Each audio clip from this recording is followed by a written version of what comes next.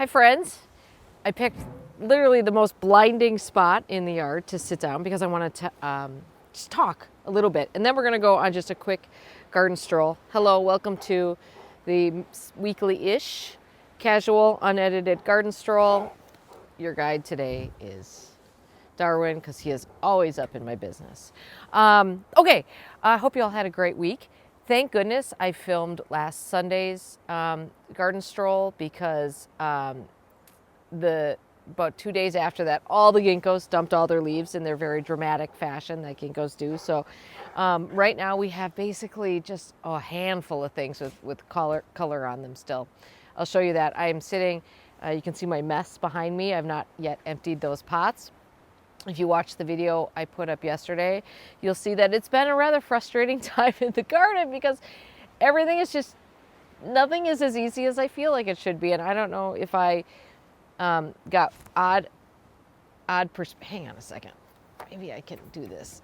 It's the sun reflecting off the table that's killing me. I don't know if it's just that like somewhere along the line I forgot that gardening can be hard, or if it really is harder, but oh man, everything is just going slower this year. Fortunately, yesterday we had just a gift of a day. It was like 60 degrees yesterday. It was amazing. I did get a lot accomplished, including a non-gardening item, which has been on the list for a bit, which is washing the windows. Oh my God. I don't do that nearly enough. And boy, what a difference it makes. Plus we took the screens and stuff off. And you know, when you take your screens off your windows, it's amazing how much more light there is in your house. So that was a good thing. Okay, a couple of things quickly for you today. Number one, I did a thing this week and I just want to tell you guys about it because you guys watch me on YouTube, obviously. That's where these videos are. So if I don't know, not some time ago, I started like kind of casually looking into how much the YouTube premium thing where you don't have to watch ads would cost. And I swear that YouTube knew I did that because I feel like I have been getting served up so many more ads lately. And honestly, I watch a lot of stuff on YouTube now. I probably watch YouTube more than I watch almost anything else, which is, I don't know, that's a little weird. And I can't imagine that's going to go down in winter. So it just really got to a point where I'm like, okay, maybe I should look into this again. So I signed up for YouTube Premium Lite, which gets you ads free off of most YouTube videos, not off of music or something else, which I never do on YouTube. And it's pretty great. But here's my tip for you. When I was signed into my accounts on YouTube and I went to buy, go ad free or whatever, click that link. The cost for YouTube Premium Lite was $10.99 a month with 1 month free. When I logged out of all my accounts on Google and just did like a Google search for YouTube Premium and went that way, it was $7.99 a month. So my tip for you is they know that you're already there.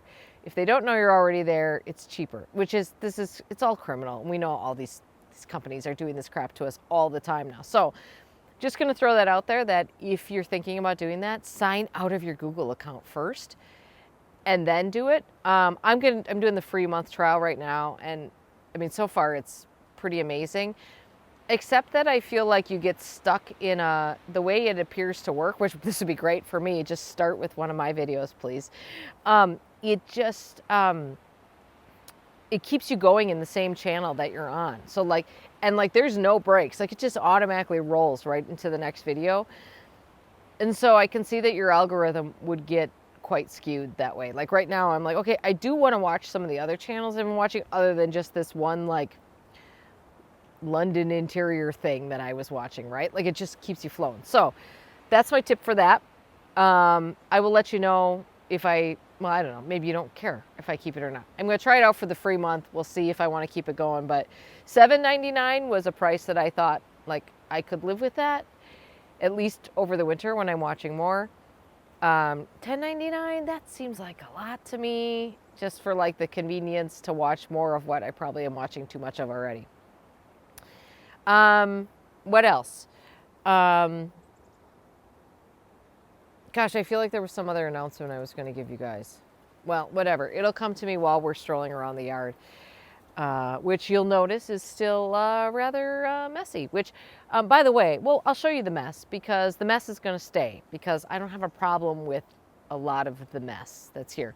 I do need this. The containers have got to get done. In fact, I've employed Mr. Much More Patient to hopefully help me out with that today.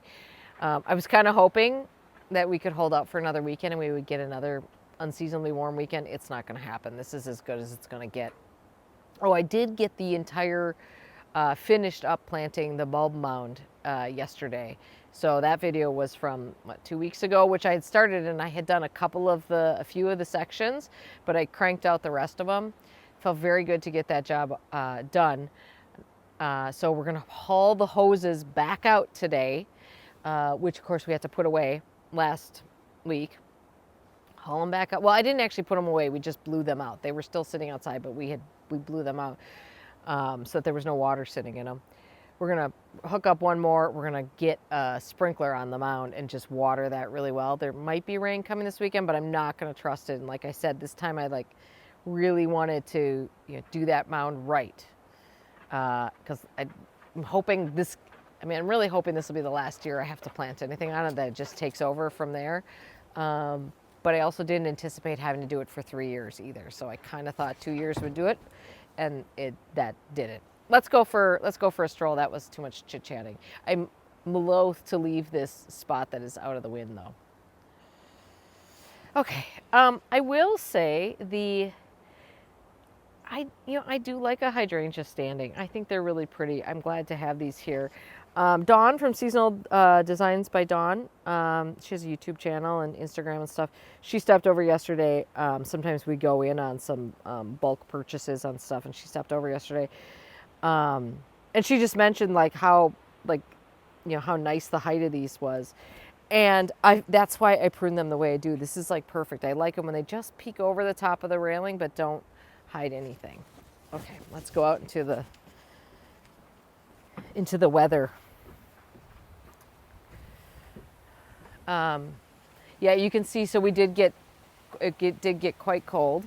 I did leave a few, I told you guys I was going to leave a few of these Lavender Lady mangaves in the ground.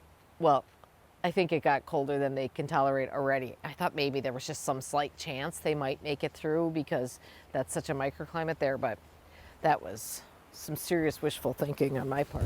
Okay, let's, I'm gonna try not to shake you too much. This is the one tree left standing with great foliage on it. This is this origami Japanese, Korean maple. And it turned color very late. So it's interesting that it's holding its foliage so late. I love it so much. I think it looks so good. I showed you this last week, but it's just so nice because everything else, including that climbing hydrangea, everything has completely dumped its leaves now. So that's the end of that, as they say. Here's some rather sad, tough stuffs. They got nipped too, which is fine. Those are going to move next year. Didn't quite get far enough on a project to move them this year, so those are going to get moved, and I'm replacing those with something shorter next year. I don't know what that's going to be yet.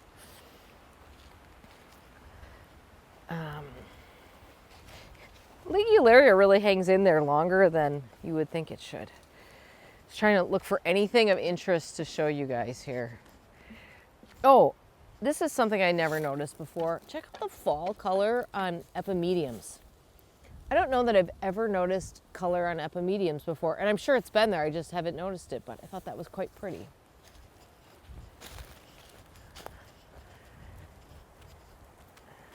As you can see, everything, we're definitely moving into our golden and brown era. So everything you see here in these perennial beds, I'm just going to get it. I always like the Dischampsia in the front here. Everything you see in these perennial beds, this all stands for the winter. None of this gets cut back. I mean, some of that is for environmental purposes because I think we've all learned that that's generally better. But honestly, I'm gonna be honest here. I mainly do it because one, it's one less thing to do, but it's so much, well, oh my gosh, how many things I'm counting with A's and ones. I'll just back up and slow down. There is obviously an environmental benefit to leaving your garden stand, and that's been hammered home a billion times, and you should do that or you should not do that. You should do whatever you want. It's not up to me. I mean, that's great, and I can pat myself on the back for that, but the main reason I do it are because I'm lazy. I clearly have enough to do in fall without worrying about cutting back gardens. And beyond that, it's so much easier to do in spring because everything is just crispy. It just breaks right off. It's super light. You can fill up a wheelbarrow with way more stuff than you could if it was fresh and fluffy. So that's why. This is Millennia Transparent here, and I gotta say, props for some beautiful fall interest on that. That's quite lovely. I will say though that transparent fails pretty quickly in winter. When we get a heavy snowstorm, it falls over and it never stands back up again. But gosh, you really can't beat how pretty that is right now.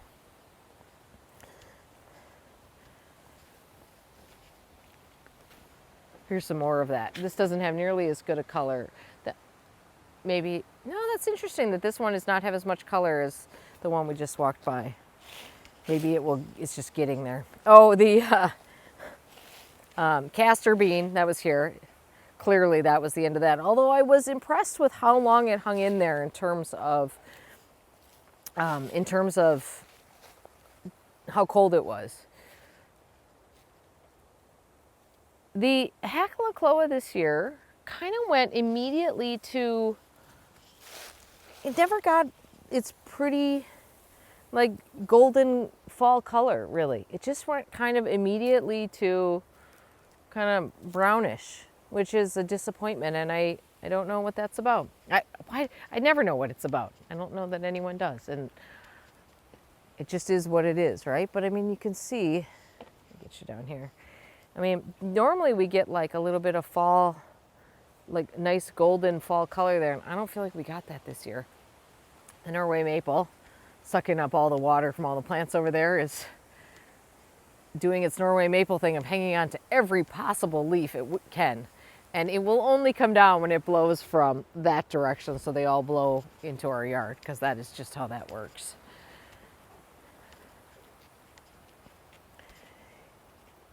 Gosh, everything over here, it's just amazing what a difference. If we compare this side by side, go back and watch last week's video. Just an amazing difference between what things were looking like last week compared to this week. Thank goodness for evergreens over here, right? The Heptacodium still has its leaves. Newly planted this year. I don't think we got as good of a flower show. You can kind of see some of the calyxes on there. They're still kind of looking good. But I don't think the show was as good. I mean, compared to my mom's, this was not nearly as good. But remember, newly planted this year, and it was a huge plant. I mean, it was a tough transplant for sure. It was a very mature plant. And it's nice to see the framework of it there. We'll make some decisions on how this will be pruned over time. I do want to reduce the overall number of stems over time here. I think these guys coming off this way will come off once it's dormant. That'll happen, so winter or whatever. And then I'll probably balance that a little bit on this side. I do like the general vase shape of it. It's just that these are sort of oddly going that direction. But I've got months to consider that before I make that. A lot of these things, have not dropped their leaves yet. They've just, crisped up. That's moonrise. Here's the kind of sad climbing hydrangea over here. The hornbeams, the European hornbeams in the back there, have not even really changed color yet. Pretty amazing. I do love that plant quite a bit. There's a consideration of adding more of that, but we'll see. I was a little late on getting the elephant ear, so I guess it's probably too late to rescue that and bring that in, which is fine. Don't need more. You know, there's holes in the garden because we've dug all the dahlias now and brought out the banana, and it's, I would say it's considerably, this garden in particular looks quite disreputable, honestly. That's okay. It doesn't bother me. Actually, if I do anything, I'll come in here and cut back these hostas so we're not harboring a bunch of slugs and stuff over. And that would neaten that up quite a bit. And also, I'd kind of like to clear it up so I can make some decisions about a tree that's in there. Gosh, guys. I don't know that there's, oh, here. This is mostly like showing you the dead and the dying. This is the poor Mila pineapples. They were so good, but they, you know, obviously could not tolerate any amount of frost. So they were cooked pretty quickly. We're still getting some nice fall color on the Amsonia hubrectii. And I would say the fall planter is pretty much done. And that's not because of frost. That's because I forgot to water that. Or made a subconscious decision not to. I don't know. You get sick of doing these things after a while. So the next job, we got to clean out the bottom of these containers. I do have a few more bulbs to plant. And this Lilac Days, this Rise Up Lilac Days rose, it's really something. It needs to be trained, because right now it's just reaching out to grab people. But all those beautiful ginkgo leaves on the ground here, and it shows the beautiful structure of this plant, though. It's really gorgeous even when that's gone, although I see a branch that needs to be cut off. Oh well, plenty of time for pruning. Don't need to do that now. Oh, so we had really good, I'm sure, listen, I mean, this was all over social media and the news, so you probably saw it too, but it was in your area. And if it wasn't in your area, I'm sure you saw it on social media. Anyway, we had great northern lights this week. The first night that they were out, that a lot of people saw them, we had clouds. But the next night we went out, and we went out at like 9 o'clock. And we went up to, we're right by a state park here. So we went over to the like high parking lot in the state park. There was probably 50 cars up there. And if you could see them from there, you wouldn't have been able to, because there were so many headlights coming in and out. So we left and we went down to the beach by the state park, because we were really running into a lot of light pollution problems in the neighborhood. I'll say something about that in a second. And it was so gorgeous, but it was amazing because it was quite a communal activity. There were more people on that beach than there is on an 80-degree day. It was pretty spectacular. Then I stayed up late working on editing videos and stuff, and I actually stayed up until 3:30, and then I walked down to the beach by our house, and there was nothing to be seen. And apparently they came back out from like 4 to 5, so I just missed them. But anyway, I'm going to leave you with a photo here, one of the photos I took.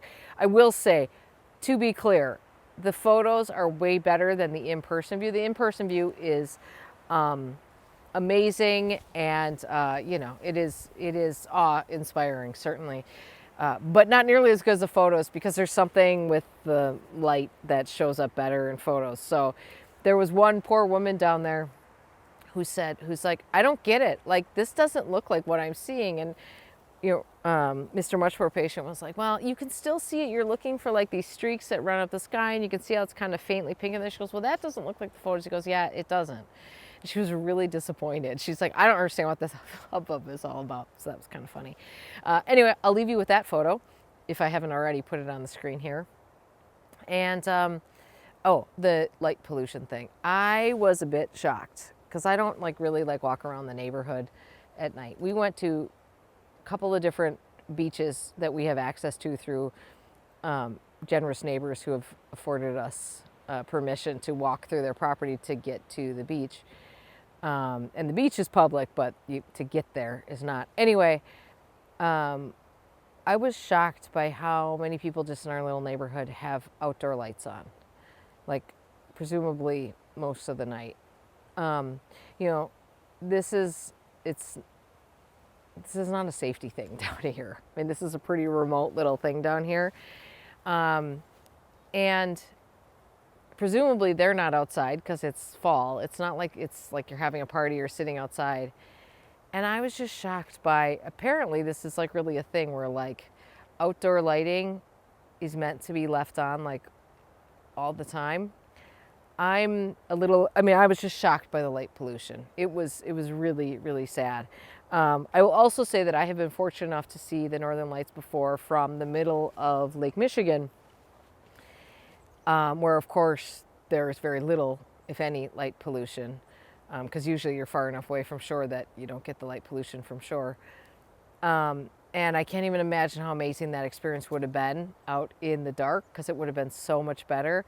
But I feel like we are really making more light pollution than we need to. And I know there's some people who, I know there's all sorts of projects to kind of get that word out about, reducing things. And I'm not opposed to landscape lighting at all. I think it's really nice. I just think like it doesn't need to be on and no one's looking at it. So that's my thought on that. Anyway, all right. Have a great day in your garden. Have a good Sunday. If you haven't already washed your windows, it's like almost as life-changing as checking out the northern lights. All right. Have a great day, you guys. Thanks for watching. We'll see you soon.